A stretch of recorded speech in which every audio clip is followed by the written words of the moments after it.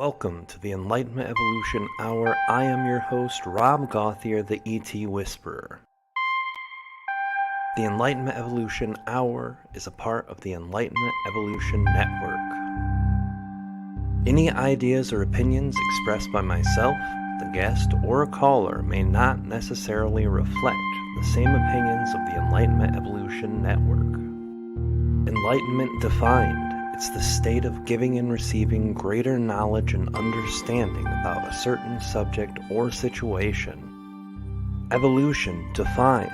The gradual development of something, especially from a simple to a more complex form. So what then is Enlightenment Evolution? The state of giving and receiving greater knowledge as we develop from a simple to a more complex human being, living on Earth for our soul's experience.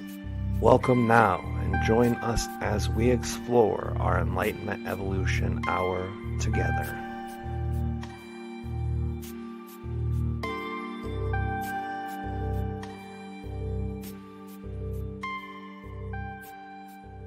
Hey everybody, this is the Enlightenment Evolution Hour. I am your host, Rob Gauthier. Welcome. Hello everybody in the chat. I see you out there. Thank you guys for showing up today.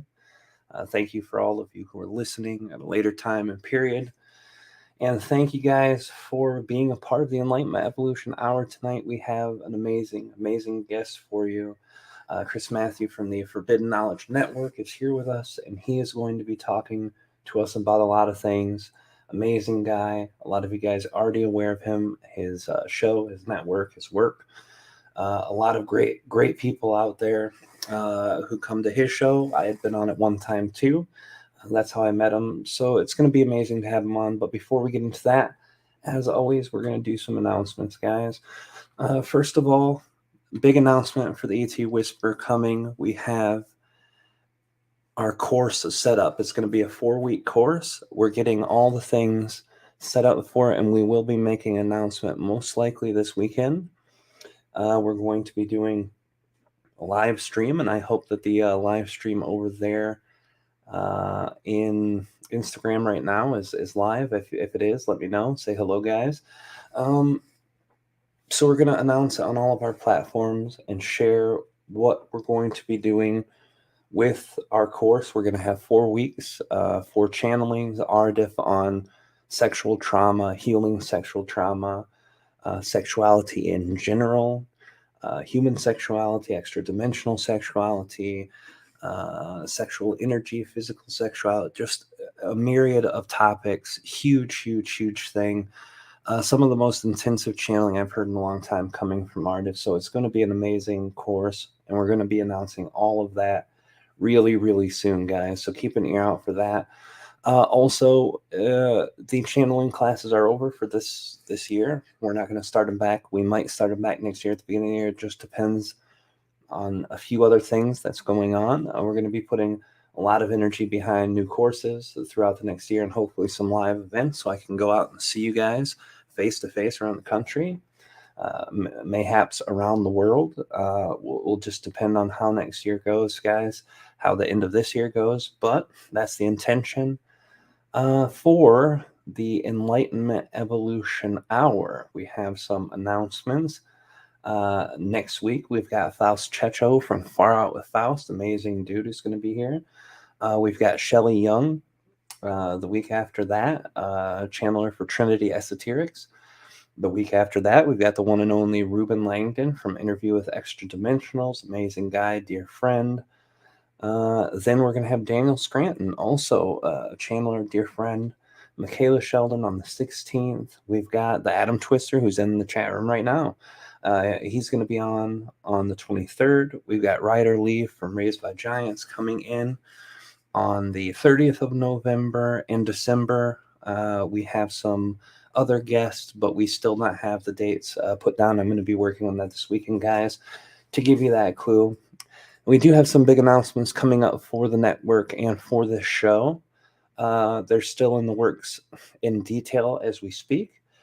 I will be announcing those literally as soon as they come across my email, and as soon as I get all the parts of that I need to get taken care of. So it's going to be really amazing stuff, guys. Big opportunity for expansion, for platforms to hear us on, from platforms to share the show on, and a lot of other great things coming up. Networking with a lot of great people, and we'll make those announcements as need be. Uh, so that's really it for announcements for now, guys. What I do want to share with you a little bit is about our guest. Chris Mathieu is host of and creator of the Forbidden Knowledge News and Forbidden Knowledge Network. Uh, he had an experience where he questioned the nature of reality, but until 2012, he graduated Full Sail University with a degree in digital media, and later an editor at his local television station for 2 years. In 2016, he started a Facebook page, Forbidden Knowledge News, and it took off. And we're going to hear a lot about his story. He's an amazing guy with a lot of amazing things, but I think before really getting into much of that, I think it's easier to come from Chris himself. So we're going to bring in Chris right now. Welcome, Chris. Thank you so much for coming tonight. How are you? Rob, hey, thanks so much for having me. I'm doing wonderful. You sound good. No one can see you, but I can see you. You look good. So everything's good on that end. I appreciate you being here, and this is kind of a treat for me too, because I don't do interviews with podcasters or show hosts very frequently. I think I've only done a few ever up until this year, where we're starting to get heavier on them towards the end of the year. Uh, so it's nice to see someone who does this, but does what I'm doing now, but doing it for a living and doing it as a main part of their life.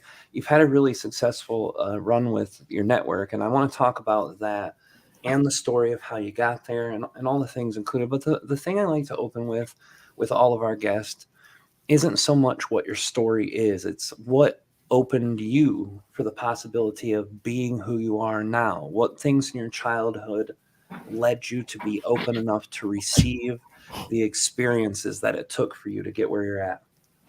That's an interesting question. Well, I have always been black sheep of the family. I've always been the weirdo. I grew up in South Louisiana, where there was a lot of hunting and fishing going on, and I really didn't get into any of that stuff. I was always in my own world, doing my own things, and I always had this sense that something was very wrong with the way the world was presented to me, and I questioned reality from a young age. But like many of us, once I hit those teenage years and started falling into the wrong crowd and maybe hitting some of those substances I shouldn't have hit, we, go into a sleep state, which I did. And I stayed in that state for a long time. I had my marriage. I moved to Florida for a few years. Growing up, I went to college trade school out there for digital media. I stayed in Florida for 10 years in a marriage that I probably stayed in for way too long. And, during that whole time, I was just, I considered myself sleeping.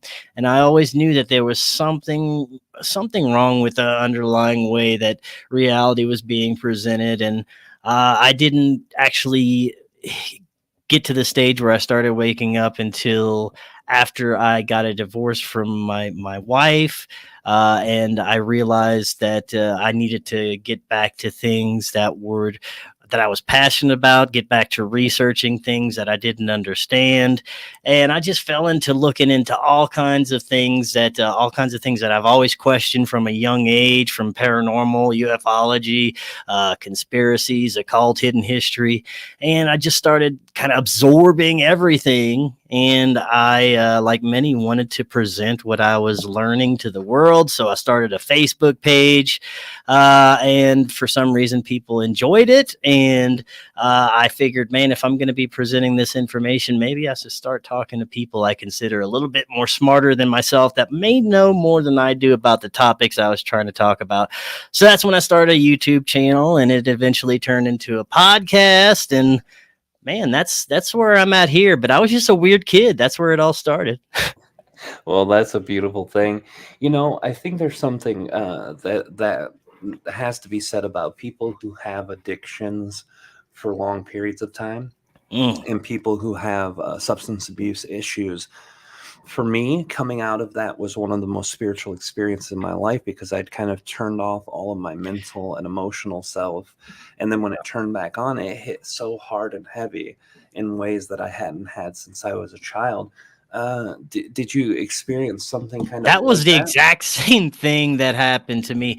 Yeah, I had a somewhat of a substance abuse problem for a long time. After it was in my 20s, after a surgery to remove a gallbladder, I became dependent on opiates for a long time.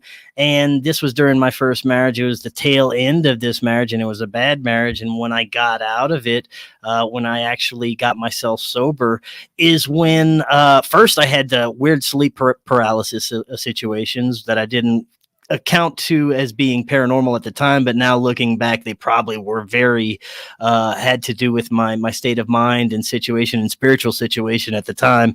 But it started with sleep paralysis, shadow people, and then once I actually got past that bad part of the marriage and the divorce, that's when I started like, man, I need to look into this. I need to look into this. And my awakening just kind of took off. So yeah, it's very similar. Yeah, it's funny how our stories have a lot of parallels in marriages that weren't great, and Mm.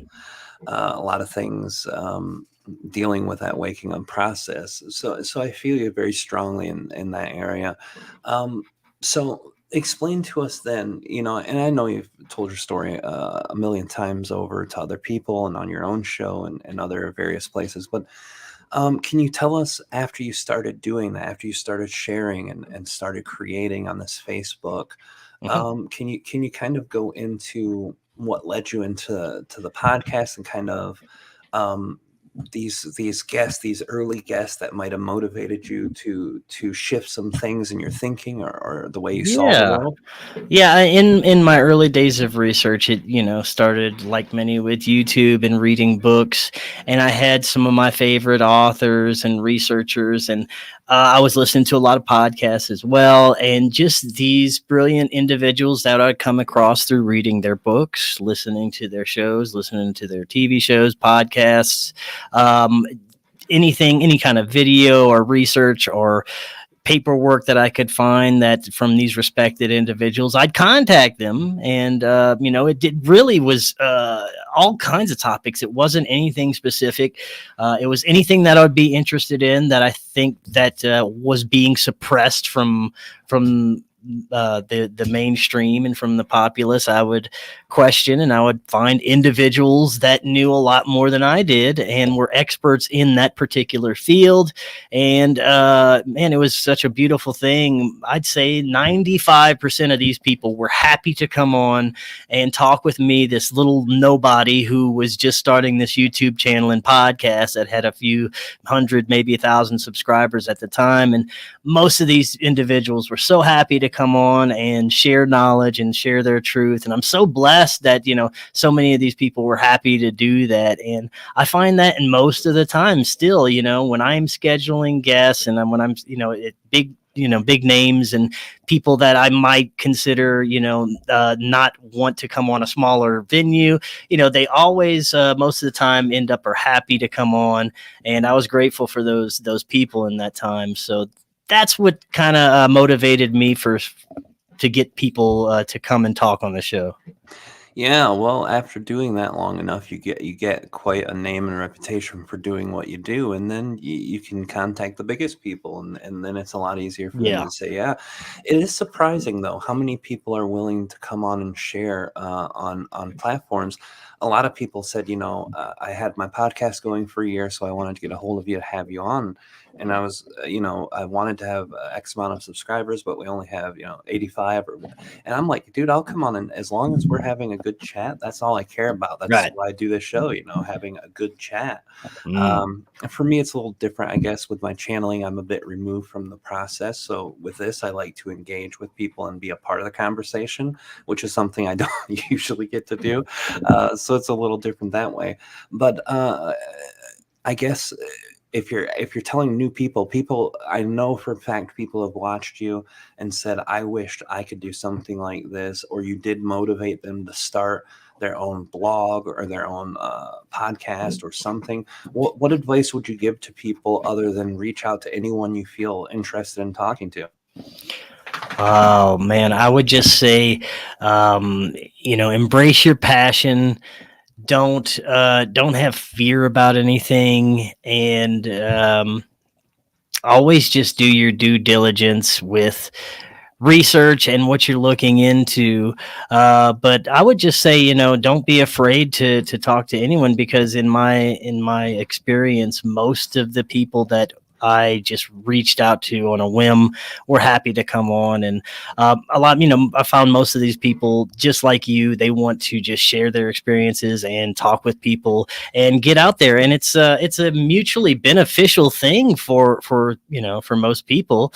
Me, I'm going to get, someone who has great information and maybe a bigger name to come on my show, and I'm going to give them free promotion, and other people are going to hear them and know about them. So, it's always an equal exchange of energy anyway. Yeah, and this is something too.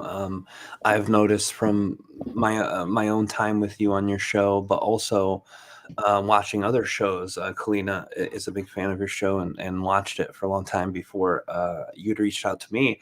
But there is this energy where you're very welcoming and open to your guest. You're probably the best person I've seen at doing this, where you go in and say, "Hey, tell me about this," and then you let them share anything and everything they want about that.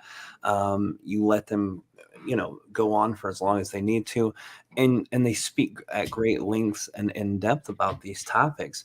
And the energy exchange, you see a lot of different styles and a lot of different people who question ask. Why do you feel like that's the most beneficial way to work with people, letting them share, even if something may not resonate with you or you agree with? Well, I just talk to the people the same that I would in my everyday life. I am not an over exertive person. I'm not going to try and get my point of view out over yours. If we're going to have a conversation, I'm going to say my part. I'm going to listen to your part and respond to your part. But I feel like my job on this show isn't to give the audience my opinion or my view of something. I do enjoy, if I do have an opinion or view of something, I may share it, but not all the time, because I don't think that's the most important thing when I'm talking to my guest. I feel that my guest at the time, their information and what they're bringing to my show is the reason that I have them on there. And I want to hear every bit of that information that they have. And it's not about me, although, I do throw my 2 cents in there. I have to, of course, ask them the questions, and I do enjoy having a back and forth with them, but it is not in any way ever about me. It's always about the guest. Yeah, I love that philosophy, and I see a lot more people doing that better now than they used to back in the 2010 area when I started.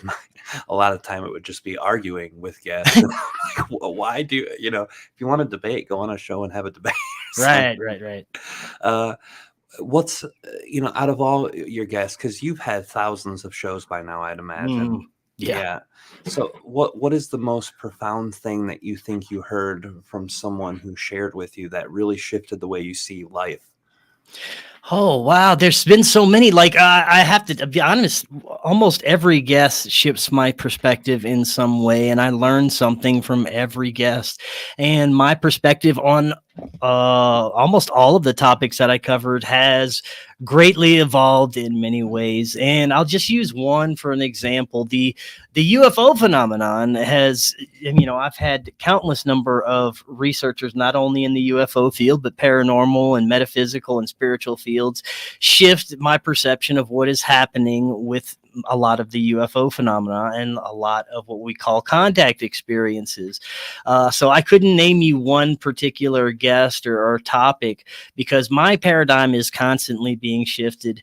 And I always have to say that I really am cautious about truly believing anything, because I find that once I lock down a belief in something, very shortly after, it will have to change because someone will present information that that shatters that belief, and there's no way to keep that. And I think that that needs to happen right now more than ever.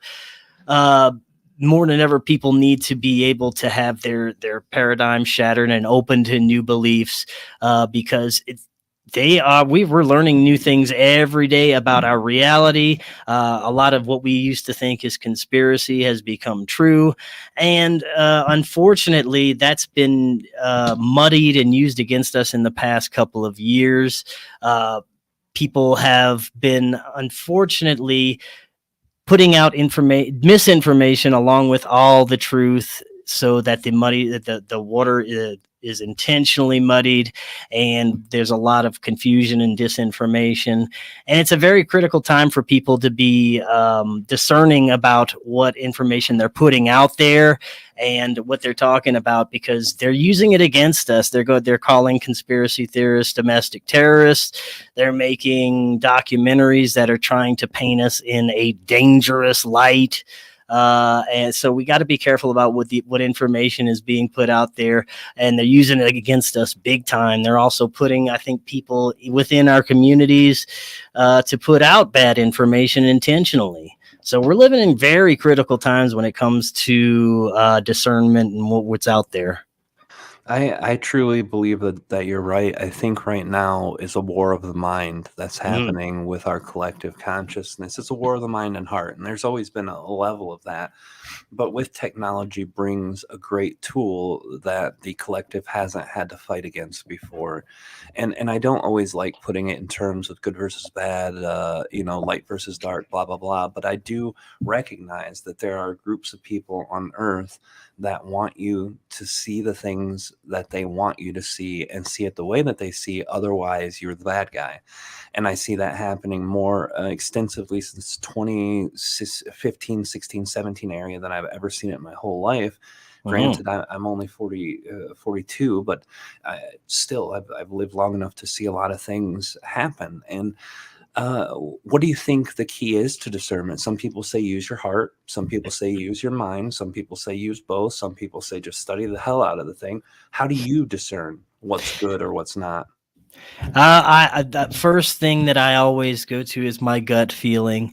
And of course I do my due diligence and research, but there's only so much that you can do in terms of researching something. So I think a lot of it has to do with your own intuition on something, your own gut feeling, how you feel at first glance or first hearing about something. For me, that's very important, and that's what I go by very often when determining if I'm going to even pursue something. But even so, I think that, there's been, like you said, I've had thousands of guests, and I'm sure there's been plenty of them that have come on to intentionally spew bullshit. There's as talk show hosts, we're going to get that. And there's a lot of people that, they're going to slip through the cracks and they're going to get there. I couldn't tell you any particular person that, looking back, that may have been in that particular situation, but I'm sure they have been. I think right now there are individuals that are claiming to be whistleblowers that are former three-letter agency people, military people, who are employing the skills of counterintelligence in this community. Unfortunately, they're using that against us, and these people are being propped up in the community. They're being given their own specials, their own Showtime specials. They're being propped up on conferences. So it's very interesting to see the players that are being put out there, and it goes back to how discerning can you be when it comes to this stuff. Yeah, the gut feeling is always something, but there's still always a time where I look at something and I say to myself, at first glance, well, this is bullshit. And then I listen and I watch and I'm like, okay, yeah, it's bullshit. And then the same thing happens where you see a ton of people being pushed over to that one thing. Mhm. getting a lot of airtime. These people come out of nowhere and come into the same community where people like us who've been doing this for a decade plus are putting in tons of work and getting tens of thousands, hundreds of thousands of views. And these guys are getting multiple hundreds of thousands or millions in their first couple of years on the scene. And some of the things they say are dangerous. For me, some of the red flags have been we're the only show in town that can give you the straight dope. You know, Yeah, you go yeah. anywhere else, you know, you're not going to get the real news. The other one is, you know, don't worry, guys. You don't have to act on anything because you're going to get saved. These guys are coming in to take care of everything, whether it be ETs or white hats or whoever, and they're Yeah. gonna take out the bad guys. Guys, just sit back and relax. To me, that's a direct relationship to stop doing your spiritual practice, stop doing your discernment, stop being aware, and just let us bullshit you until you've done nothing and you're in the same place you were 2 years ago. What are some of those red flags that you see? As far as people trying to get us to not do our due diligence, or what do you mean by that? Yeah, red flags as far as the bad actors who would intentionally misguide people, whether for financial means or just to get groups of people to shift their opinions. Well, I see a lot of that in, I mean, unfortunately, in the paranormal right now. A lot of that in the UFO space, where and even people who claim to be having contact with extraterrestrials and getting information that something is going to happen in the near future, or they have to do some kind of they're given some kind of information about a future event. I think that we have to be very careful about things like that. Also, the ones that used to be former military, and I'll say, I think that we have to watch out for people like Lou Elizondo, Rick Doty, these people that have admitted that they're using counterintelligence in the UFO community. So I think things like that we need to definitely watch out for. Well, yeah, that's, I don't even follow most of the UFO community or conspiracy community. I don't even follow metaphysics, spiritual community anymore, just because my own connection to my guides feels right and what they share feels right. So I really don't feel the need to look at other places. But I have heard about the Doty thing, and to me, the first thing that maybe was a little shocking is that this person admitted to basically being a part of torturing people for information, or maybe it was extracting information through psyops or some kind of I can't remember what they call it, the old way that they used to give people LSD and turn their brain. MK Ultra. Yeah, MK Ultra. Those types of tactics were implemented by this guy, from my own understanding, from what I've heard other people sharing with me about. I don't know how true that is, but if that is true, that's pretty. You wouldn't normally feel like you could trust somebody who openly admits to these types of things. Right. Yeah. Unfortunately, there's a lot of high level characters like that have been inserted into this community. And I think just for nefarious reasons. And I also think that I don't know how much you can speak to this, but based on a lot of the interviews that I've done with contactees and abductees, that some of these experiences that they're having are being manufactured in some ways by these nefarious groups to push certain agendas into the UFO community. Some people supposedly are being either abducted, or they're having their dreams implanted with certain memories of aliens, abductions, certain things that will actually get them to go out and talk about their experiences in the UFO community to push the agenda. And I don't know if you've, from your experiences or anything you've said, if you can speak to that. Yeah, I actually can. A lot of Treb and Ardif have shared with people during their own personal sessions. Obviously, I won't share with who, but Yeah. people are sharing to me that they've heard Trevor Ardif say that these kind of implants were happening on a dream state level or something to that effect. But I always assumed that was highly possible anyway. That it's really easy. My wife's father was the vice president of MUFON in North Carolina chapter back when Stephen Greer was not really popular in the world community and only in North Carolina there. So he spent time with him, and he watched pretty much military assets come in and hijack the whole MUFON order, and he got booted from his position. He was sharing a lot of information based on internal work that people needed to do, and he got pushed out of there. So I could definitely see that being a very, very big possibility. I want to go into one of my fields too now, because I know you have pretty much a lot of knowledge about a lot of topics because of your interviewing and because done your due diligence to talk to a bunch of people. What do you feel about the channeling community in the state that's in? Because that's always of high interest to me, what other people see in the channeling community. I find this very fascinating. Now, as far as the community, I couldn't tell you. I have interviewed channelers, many of them. I'm not sure if they're part of any certain communities. They're probably different types of channelers. I think that there are a lot of people who are identifying as channelers that are there for their own gain, for their own purposes. Maybe they have abilities to connect to something. Maybe they are getting somewhat accurate information. But I think that there are some that are probably using if you want to call it a gift, for not necessarily the best reasons.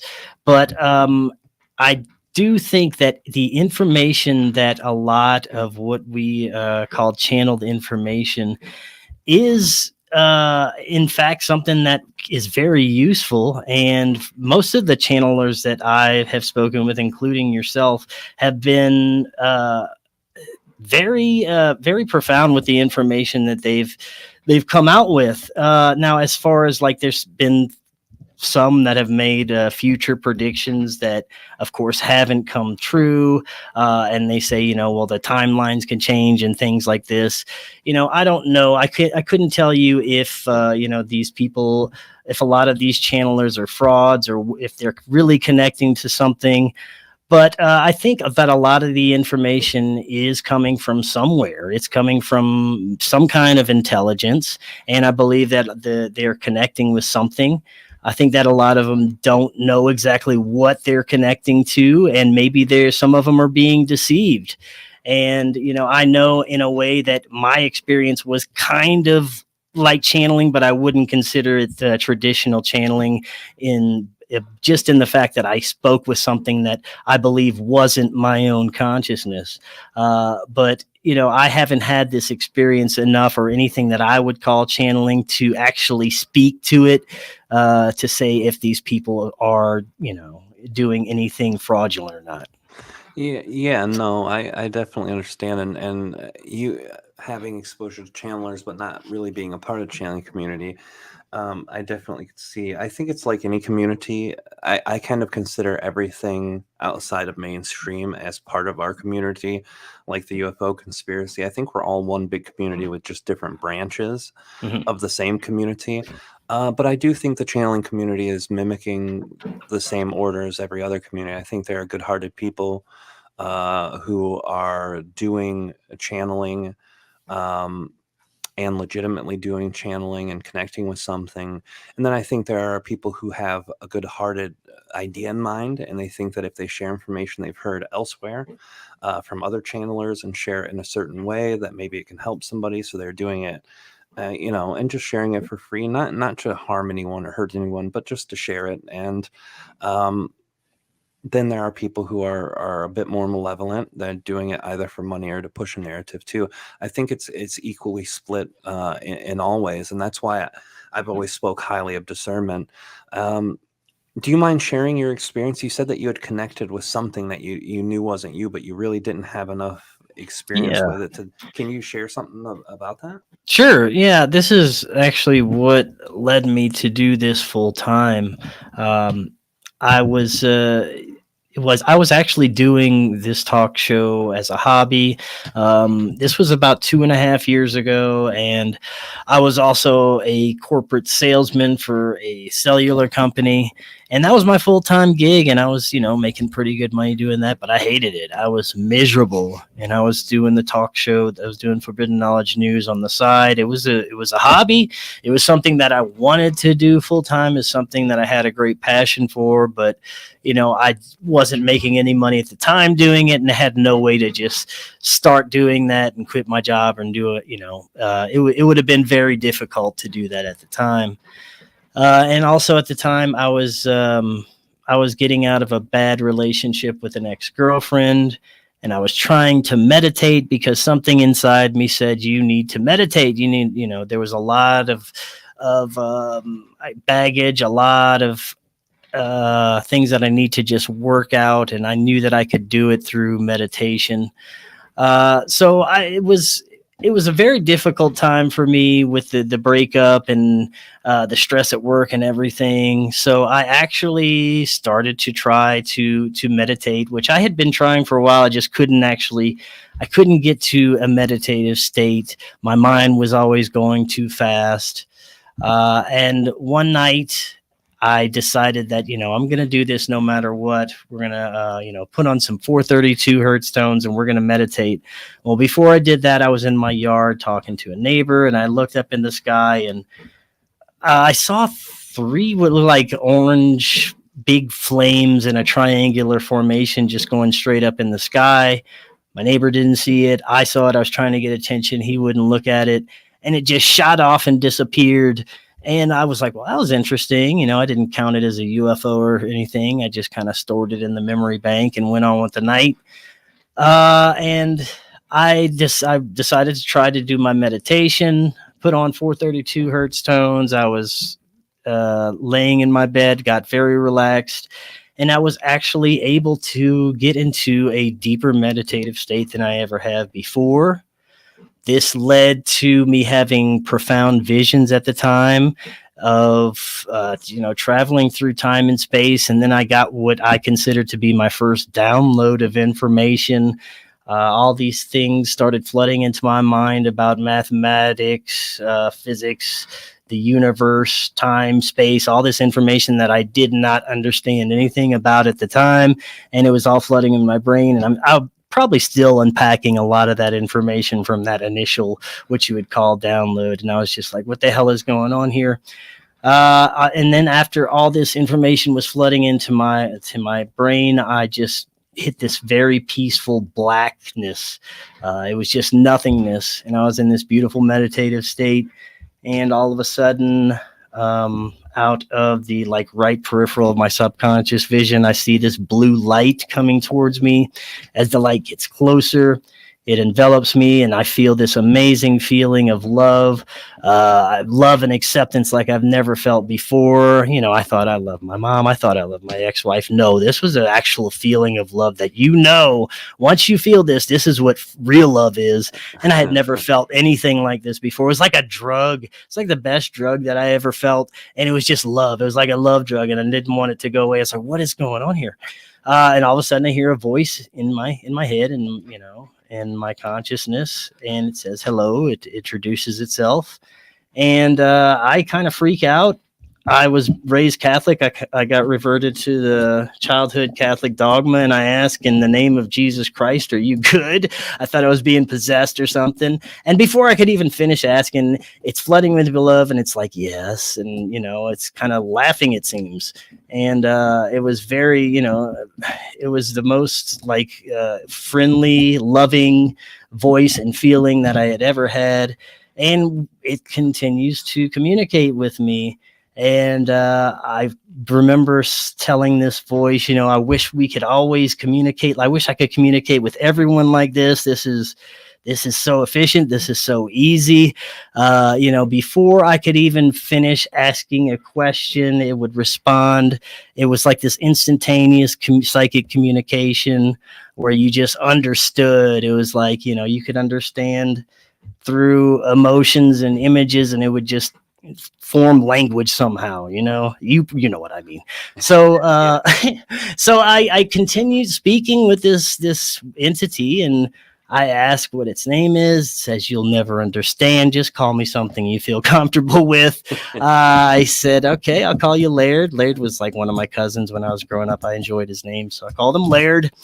And we continue to have like this 2-hour conversation, and it lets me know about myself, about all the things I need to do, about healing childhood trauma.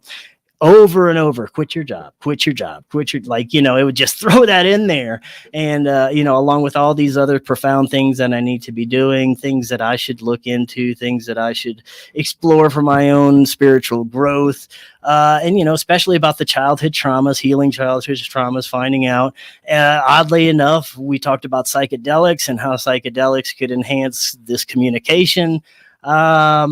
And the conversation went on a couple hours, and, the recurring thing was, you got to quit your job. And, at the time I'm making good money, and at the podcast wasn't making any money. And I was like, no, that's not going to happen.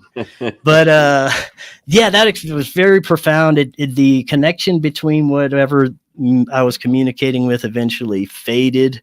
And I proceeded to call all of my contactee friends and ufologists and friends, and like explain the situation. Like, was I talking to an alien? I don't know what's going on. But I gained a better understanding later of what I was, I believe at this point, what I was interacting with was either my higher self or some sort of spirit guide. I'm not saying it wasn't extraterrestrial. It could have been, I don't know. But that's just my understanding as of now. And this experience it happened 3 days in a row through meditation. The second day, I remember this was the most vivid one, where I actually was kind of told to go in the tub, or I just had this intuition to go in the tub and meditate. And man, for some reason, it boosted the experience so much. And I made contact with Laird again, but before that, I was walked through this childhood traumatic experience that I was forced to remember, or I don't know if I was forced to, but it brought up this childhood traumatic memory that I guess I was supposed to work through. And again, Laird shows up, and I believe I asked him, tell me more about yourself. I end up, and I'm in the tub meditating, and during these experiences, I can actually open my eyes and get up and walk around and still have contact with this being. Well, I'm in the tub and I can open my eyes, and everything's, it is my bathroom, but it looked a little different. It looked a little shiny. It looked a little dreamlike. It looked like, I don't know if you've ever taken psychedelics, whenever you first start to have the effects, that's what it was like. And I would open my eyes, see my bathroom. But when I close my eyes, all of a sudden, it looks like I'm on a ship. It looks like I can see out massive windows, and I can see the stars, and, this gunmetal gray ground. And it looks like it has 3 levels, balconies. I don't see anyone else there. I close my eyes. I'm on this ship. I can see out the window. There's stars. I open my eyes. I'm in my bathroom. And I do this again. I close my eyes, and it feels like all of a sudden I'm feeling this love from different beings. And I don't know how I could tell you that it's different beings, but I feel like I'm feeling different forms of love coming at me from different directions. And I close my eyes, and all of a sudden I start to see what looks like these little etheric beings, these little human hybrid animal beings. They're all wearing these little cloaks, these little hoods. You could see through them. They're kind of etheric looking. They're kind of greenish. And, one is a bird hybrid. One is a frog hybrid. One is a dog. And, it's incredible. And they're all sending me these feelings of love. And the frog guy starts to speak with me. And this next part is so hazy. I don't remember exactly what he says. He asked me if I accept some kind of task. I was actually crying at this point because of all the love that they were sending me, and it felt amazing. And I was so happy about this experience. It was incredible. That experience went on for another, little while. communicating with these etheric beings. Eventually that faded. And then the third day I had another experience where I was kind of, it was like a healing experience where I was like in a severe pain, and I had asked one of these beings through meditation to get rid of the pain, and it happened, but they told me that I did it myself. That's a whole nother story. I don't want to take up the whole show with that one, but yeah, so that made those 3 days of meditation and contact led to me eventually within a couple of months saying, screw it, I'm going to quit my job. So I did. I quit the corporate job. I moved to Colorado, somewhere I always wanted to move. I was in South Louisiana at the time, hated it there. And, it was terrifying at first. I didn't know if I was going to be able to eat sometimes. I didn't know where the next paycheck was going to come from. And I just remember one day, eventually, I looked at our revenue and I'm like, man, we can pay rent this month. And, a few months later, we can pay rent and eat. And it just kept getting better. And, we would, the show kept picking up. And, the universe rewarded me for making the right decision there, for following my passion, following my path. And I believe it was my spirit guides and my higher self that was guiding me to do this through meditative experiences. And I said they also mentioned psychedelics. When I moved to Denver, I grew mushrooms. I had psychedelic experiences, and these enhanced the contact experiences to come after that, which I did a few vision quests with the mushrooms, and made profound contact not only with my spirit guides but with other types of entities that gave me very profound knowledge about myself and things that I needed to do. Very rarely am I getting any information about the exterior world or what's going on. I mean, every once in a while I'll get little inklings about things going on, but it was mostly about bettering myself, my spiritual situation, my consciousness, and healing childhood traumas. And it was, and that's, what led me to what I'm doing now, basically. That's absolutely amazing. I had never heard that story from you. I knew you said you had experience as a connection or a contact, but I didn't realize it was that profound an experience. This is something that I hear some people say, where I'm like, yep, this person actually had contact experience and they weren't just projecting. That sensation of love you talked about is something I always share. When I first met Treb, it was something that when I felt made my love for my son feel insignificant. And like, my son is the world, I loved him more than I loved anyone, more than myself. I'd give my life for that kid, and it made that love feel small. And that kind of love is overwhelming. We're not used to it as a human. Yeah. So that's amazing. Yeah, all the things you said I have reference for and have an understanding for through my own experience. And you said you've fallen out of contact with this entity or being. Is it? Oh no, I have not fallen. Actually, I mean, the contact is still there whenever I go seeking. If I go into meditation, I can still reach contact with Laird and my spirit guides. And especially if I'm having a psychedelic experience, they're immediately there. But it's a very strong connection now. And not only with that came a lot of intuition and intuitive abilities that I didn't have before, a lot of sensing of energy and things like that. And, I became more sensitive to a lot of things. And there was a lot of manifestation that occurred that was pretty incredible. Yeah, going out on a limb, quitting a very good paying job to go to a place where you had no support, no backup, and was forced to do it on your own just because that's what you felt like you should do and was excited to do. I mean, that's manifestation 101, and you can't really reach it in the mindset that you had before, and that a lot of us still have on and off in certain terms. Yeah, it's really amazing. And something you said too with the lights, where you'd open your eyes and everything seemed very bright and shiny. It did remind me of my mushroom experiences. I've only had a few of them, but and they were before I started my journey, so they were more for fun than they were for spiritual experience. But now that you've taken those to have that spiritual experience, is it something that you would tell other people who are open to it, that, without telling them they should or shouldn't, obviously, do you always say, in my Well, here's what I experience, say. I think that psychedelics will change your view of reality, but I never would suggest anyone take psychedelics. This is something that you have to decide to do on yourself, and it's probably not for everybody. There are probably people out there who shouldn't be taking mushrooms or psychedelics, that their brain doesn't agree with it. But I will say that for me, it was very mind expanding, and it helped me. It helped me through a lot of issues and childhood trauma and development and consciousness development that I. It was kind of like a booster. It's kind of like a cheat code to the Matrix. You're getting all this.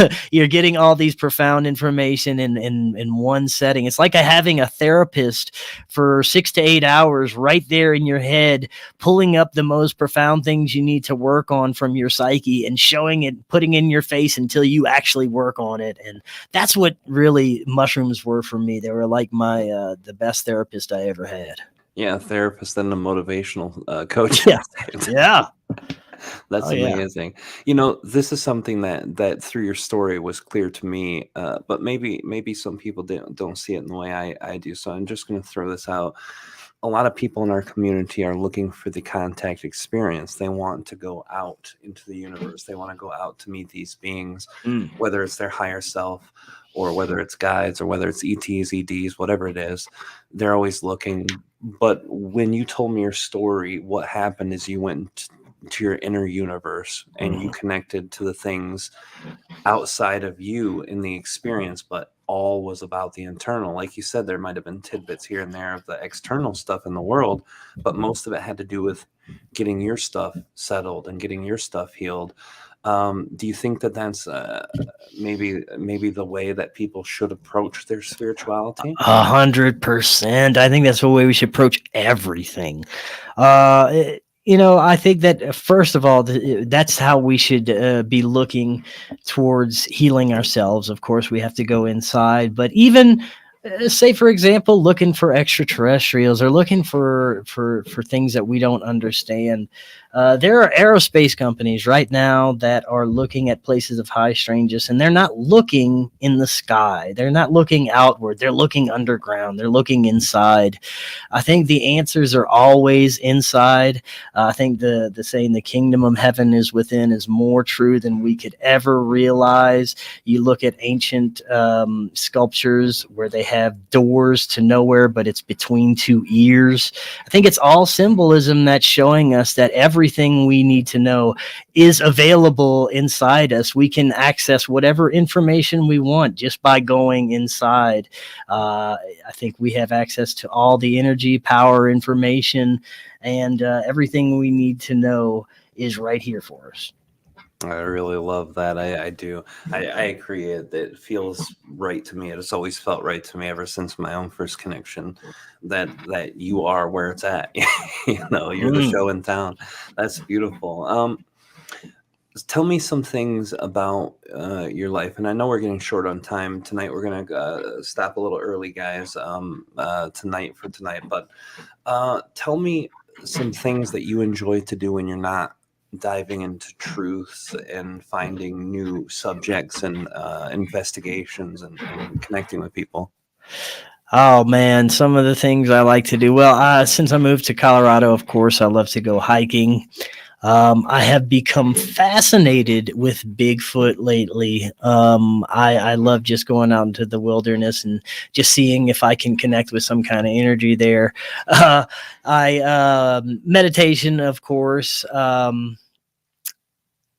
I play music every once in a while. I really need to do more of that. That used to be one of my really peaceful things to do, is play music. But I think really just, walking my dogs, hiking, being out in nature, having those quiet moments, sitting out on my hammock, meditating.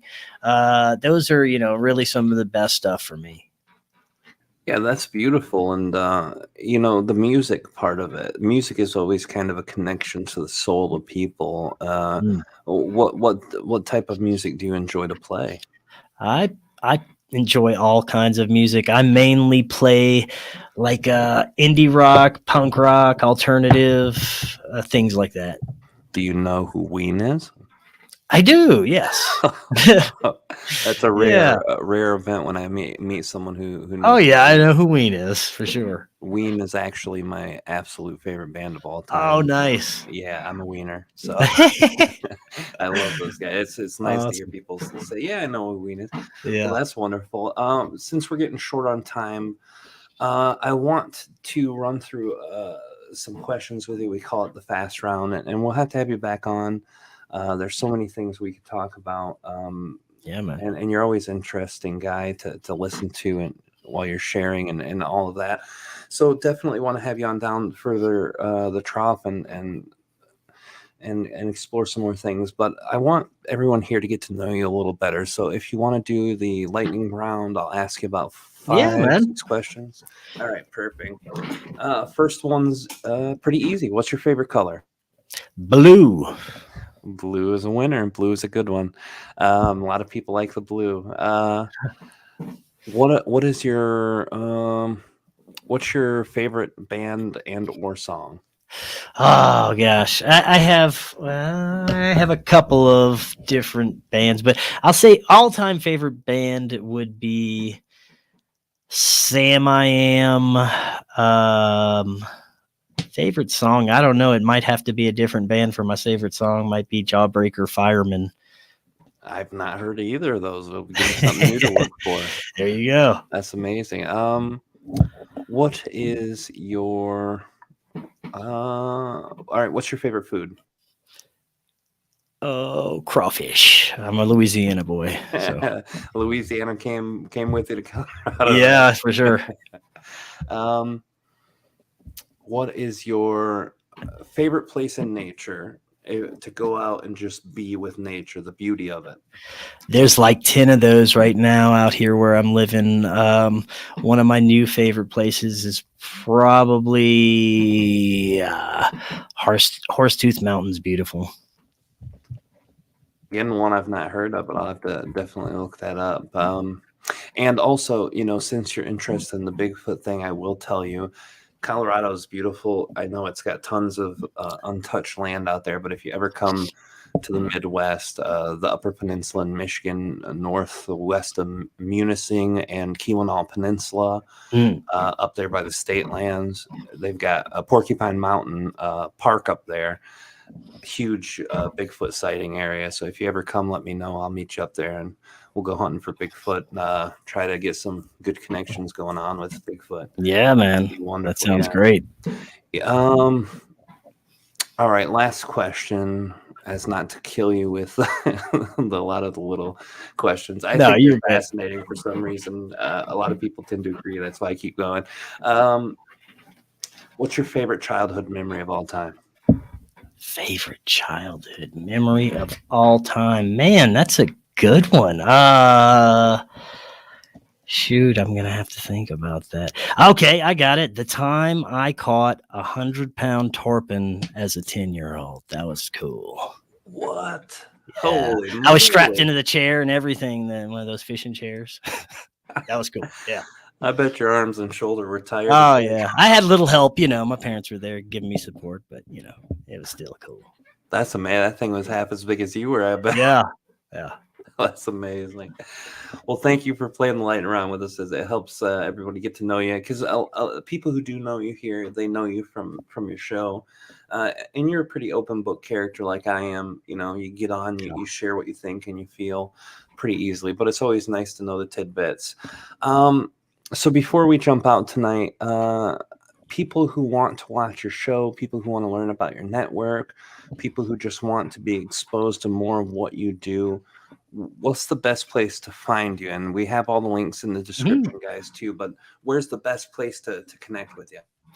Our website, forbiddenknowledge.news. If you want to email me, it's forbiddenknowledgenews@gmail.com.